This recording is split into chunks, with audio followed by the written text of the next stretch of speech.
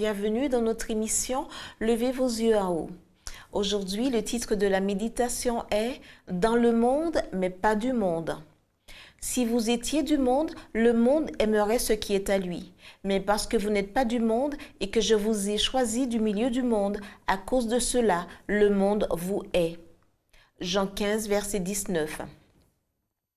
Le Seigneur, notre Sauveur, connaissait chaque facette des expériences que ses disciples rencontreraient et tous les conflits qui les assailleraient.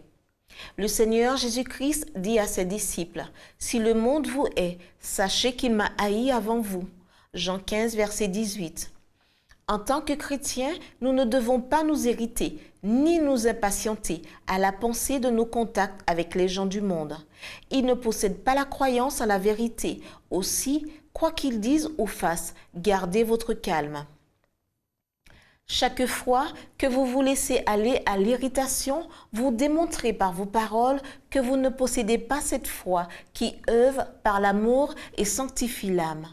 Vous avez un orgueil personnel et une importante réserve de dépendance et vous n'êtes pas en aucun cas préparé à vous associer en affaires ou même en tant que chrétien parce que vos propres traits de caractère ne sont pas en accord avec les principes bibliques et vous empêcheraient de rester partenaires. Les chrétiens peuvent conserver une réputation sans tache s'ils sont chrétiens, ce qui signifie semblable au Christ.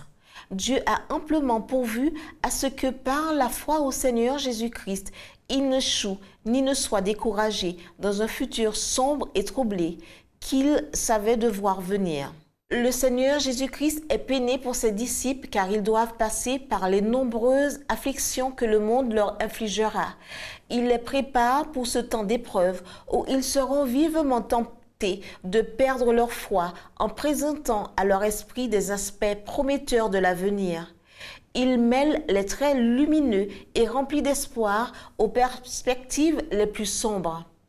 Quand sera venu le consolateur que je vous enverrai de la part du Père, l'Esprit de vérité qui vient du Père, il rendra témoignage de moi. Verset 26. Il leur annonce alors qu'ils collaboreront aussi avec le Saint-Esprit. La grande source de leur force, qui est notre immuable consolation, espoir et courage, serait toujours à leur portée. Ils seraient les témoins du Christ, et vous aussi, vous rendrez témoignage parce que vous êtes avec moi dès le commencement. Verset 27. Ils seraient ses fidèles représentants aux yeux d'un monde apostat. Tout en étant dans le monde, ils ne sont pas du monde, mais ils rendent un témoignage loyal contre le mal qui s'insinue dans le monde avec ses plans contraires à la vérité et à la justice. C'était notre émission Levez vos yeux en haut.